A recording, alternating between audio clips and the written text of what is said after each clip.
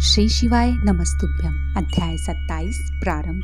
ब्रह्मा जी कहते हैं, नारद, एक समय दक्ष ने एक बहुत बड़े यज्ञ का आरंभ किया। उस यज्ञ की दीक्षा लेकर उन्होंने उस समय समस्त देवर्षियों, महर्षियों तथा देवताओं को बुलाया। वे सभी उस यज्ञ में पधारे। अगस्त, कश्यप, अत्रि, वामदेव, भृगु, दधीचि, भगवान व्यास, भारद्वाज, गौतम, पैल, पराशर, गर्ग, भार्गव, ककुश, सित, सुमंतु, त्रिक, कंक और वैशाम्पायन ये तथा दूसरे बहुसंख्यक मुनि अपने स्त्री पुत्रों को साथ ले मेरे पुत्र दक्ष के यज्ञ में हर्षपूर्वक सम्मिलित हुए थे। इनके सिवा समस्त देवगण, महान अभ्युदयशाली लोकपालगण और भी सभी देवता अपनी उपकारक सैन्य शक्ति के साथ वहां पधारे थे। दक्ष ने प्रार्थना करके सदल बल मुझ विश्व सृष्टा ब्रह्मा को भी सत्यलोक से बुलवाया था। इसी तरह भांति भांति से सादर प्रार्थना करके वैकुंठ लोक से भगवान विष्णु भी उस यज्ञ में बुलाए गए थे। शिवद्रोही दुरात्मा दक्ष ने उन सबका बड़ा सत्कार किया। विश्वकर्मा ने अत्यंत दीप्तिमान, विशाल और बहुमूल्य दिव्य भवन बनाए थे। दक्ष ने वे ही भवन समागत अतिथियों को ठहरने के लिए दिए। सभी लोग सम्मानित हो उन संपूर्ण भवनों में यथायोग्य स्थान पाकर ठहरे हुए थे। दक्ष का वह महायज्ञ उस समय कनखल नामक तीर्थ में हो रहा था। उसमें दक्ष ने भृगु आदि तपोधनों को ऋत्विज बनाया। संपूर्ण मरुत गणों के साथ स्वयं भगवान विष्णु उसके अधिष्ठाता थे। मैं वेदत्रय की विधि को दिखाने या बताने वाला ब्रह्मा बना था। इसी तरह संपूर्ण दिक्पाल अपने आयुधों और परिवारों के साथ द्वारपाल एवं रक्षक बने थे और सदा कौतूहल पैदा करते थे। स्वयं यज्ञ सुंदर रूप धारण करके दक्ष के उस यज्ञ मंडल में उपस्थित था। महामुनियों में श्रेष्ठ सभी महर्षि स्वयं वेदों के धारण करने वाले हुए थे। अग्नि ने भी उस यज्ञ महोत्सव में शीघ्र ही भविष्य ग्रहण करने के लिए अपने सहस्र रूप प्रकट किए थे। वहाँ 88,000 ऋत्विज एक साथ हवन करते थे। 64,000 देवर्षि उद्गाता थे। अधर्व्यु एवं होता भी इतने ही थे। नारद आदि देवर्षि और सप्तऋषि पृथक पृथक गाथा गान कर रहे थे। दक्ष ने अपने उस महायज्ञ से गंधर्वों, विद्याधरों, सिद्धों, 12 आदित्यों, उनके गणों, यज्ञों तथा नागलोक में विचरने वाले समस्त नागों का भी बहुत बड़ी संख्या में वर्ण किया था। ब्रह्मर्षि, राजर्षि और देवर्षियों के समुदाय तथा बहुसंख्यक नरेश भी उसमें आमंत्रित थे, जो अपने मित्रों, मंत्रियों तथा सेनाओं के साथ आए थे। यजमान दक्ष ने उस यज्ञ में वसु आदि समस्त गण देवताओं का भी वरण किया था। कौतुक और मंगलाचार करके जब दक्ष ने यज्ञ की दीक्षा ली तथा जब उनके लिए बारंबार स्वास्थ्य वाचन किया जाने लगा, तब वे अपनी पत्नी के साथ बड़ी शोभा पाने लगे। इतना सब करने पर भी दुरात्मा दक्ष ने उस यज्ञ में भगवान शंभु को नहीं आमंत्रित किया। उनकी दृष्टि में कपालधारी होने के कारण वे निश्चय ही यज्ञ में भाग पाने योग्य नहीं थे। सती प्रजापति दक्ष की प्रिय पुत्री थी, तो भी कपाली की पत्नी होने के कारण दोषदर्शी दक्ष ने उन्हें अपने यज्ञ में नहीं बुलाया। इस प्रकार जब दक्ष का वह यज्ञ महोत्सव आरंभ हुआ और यज्ञ मंडप में आए हुए सब ऋत्विज अपने अपने कार्य में संलग्न हो गए, उस समय वहां भगवान शंकर को उपस्थित न देख शिवभक्त दधीचि का चित्त अत्यंत उद्विग्न हो उठा और वो ये बोले।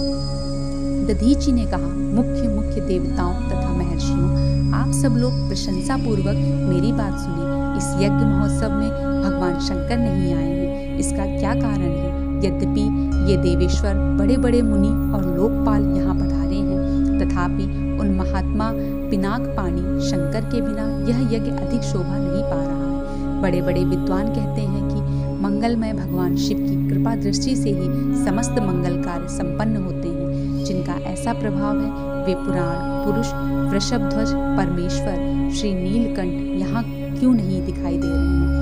दक्ष, जिनके संपर्क में आने पर अथवा जिनके स्वीकार कर लेने पर अमंगल भी मंगल हो जाते हैं तथा जिनके 15 नेत्रों से देखे जाने पर बड़े बड़े नगर तत्काल मंगलमय हो जाते हैं, उनका इस यज्ञ में पदार्पण होना अत्यंत आवश्यक है। इसलिए तुम्हें स्वयं ही परमेश्वर शिव को यहाँ शीघ्र बुलाना चाहिए, अथवा ब्रह्मा, प्रभावशाली भगवान विष्णु, देवराज इंद्र, लोकपाल गणों, ब्राह्मणों और सिद्धों को की सहायता से सर्वथा प्रयत्न करके इस समय यज्ञ की पूर्ति के लिए तुम्हें भगवान शंकर को यहाँ ले आना चाहिए। आप सब लोग उस स्थान पर जाएं जहाँ महेश्वर देव विराजमान हैं। वहाँ से दक्ष नंदिनी सती के साथ भगवान शंभू को यहाँ तुरंत ले आएं। देवेश्वरों, जगदम्बा सहित वे परमात्मा शिव यदि यहाँ आ गए तो उनसे सब कुछ पवित्र हो जाएगा। उनके स्मरण से, उनके नाम लेने से सारा कार्य पुण्यमय बन जाता है। अतः पूर्ण प्रयत्न करके भगवान वृषभध्वज को यहाँ ले आना चाहिए। भगवान शंकर के यहाँ पदार्पण करते ही यह यज्ञ पवित्र हो जाएगा, अन्यथा यह पूरा नहीं हो सकेगा। यह मैं सत्य कहता हूँ। दधीचि का यह वचन सुनकर दुष्ट बुद्धि वाले मूढ़ दक्ष ने हंसते हुए से रोषपूर्वक कहा, भगवान विष्णु संपूर्ण देवताओं के मूल हैं, जिनमें सनातन धर्म प्रतिष्ठित है। जब इनको मैंने सादर बुला लिया तब इस यज्ञ कर्म में क्या कमी हो सकती है, जिनमें वेद, यज्ञ और नाना प्रकार के समस्त कर्म प्रतिष्ठित हैं। वे भगवान विष्णु तो यहाँ आ ही गए हैं। इनके सिवा सत्यलोक से लोक पितामह ब्रह्मा वेदों, उपनिषदों और विविध आगमों के साथ यहाँ पधारे हैं। देवगणों के साथ स्वयं देवराज इंद्र का भी शुभागमन हुआ है तथा आप जैसे निष्पाप महर्षि भी यहाँ आ गए हैं। जो महर्षि यज्ञ में सम्मिलित होने के योग्य हैं, शांत और सुपात्र हैं, वेद और वेदार्थ के तत्वों को जानने वाले हैं और दृढ़ता पूर्वक व्रत का पालन करते हैं, वे सब और स्वयं आप भी जब यहाँ पदार्पण कर चुके हैं तब हमें यहाँ रुद्र से क्या प्रयोजन है। विप्रवर, मैंने ब्रह्मा जी के कहने से ही अपनी कन्या रुद्र को ब्याह दी थी।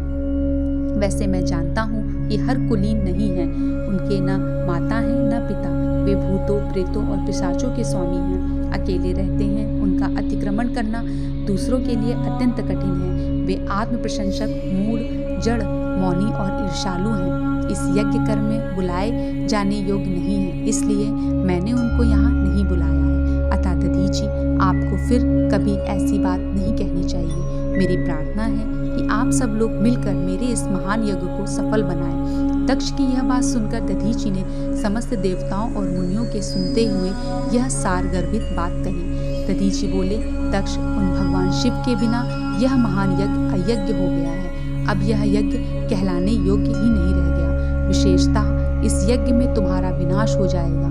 ऐसा कहकर दधीचि दक्ष की यज्ञशाला से अकेले ही निकल पड़े और तुरंत अपने आश्रम को चल दिए। तदंतर जो मुख्य शिव भक्त तथा शिव के मत का अनुसरण करने वाले थे, वे भी दक्ष को वैसा ही शाप देकर तुरंत वहां से निकल गए और अपने आश्रम को चले गए। मुनिवर दधीचि तथा दूसरे ऋषियों के उस यज्ञ मंडल से निकल जाने पर दुष्ट बुद्धि शिवद्रोही दक्ष ने उन मुनियों का उपहास करते हुए कहा। दक्ष बोले, जिन्हें शिव ही प्रिय हैं, वे नाम मात्र के ब्राह्मण दधीचि चले गए हैं। उन्हीं के समान जो दूसरे थे, वे भी मेरे यज्ञशाला से निकल गए हैं। यह बड़ी शुभ बात हुई है। मुझे सदा यही अभिष्ट है। देवेश, देवताओं और मुनियों में मैं सत्य कहता हूँ, जिनके चित्त की विचार शक्ति नष्ट हो गई है, जो मंद बुद्धि हैं और जो मिथ्यावाद में लगे हुए हैं, ऐसे वेद बहिष्कृत दुराचारी लोगों को यज्ञ कर्म में त्याग ही देना चाहिए। विष्णु आदि आप सब देवता और ब्राह्मण वेदवादी हैं, अतः मेरे इस यज्ञ को शीघ्र ही सफल बनाएं। ब्रह्मा जी कहते हैं, दक्ष की यह बात सुनकर शिव की माया से मोहित हुए समस्त देवर्षि उस यज्ञ में देवताओं का पूजन और हवन करने लगे। मुनीश्वर नारद, इस प्रकार उस यज्ञ को जो शाप मिला उसका वर्णन किया गया। अब यज्ञ के विध्वंस की घटना को बताया जाता है। आदर पूर्वक सुनो। अध्याय 27 समाप्त। श्री शिवाय नमस्तुभ्यम।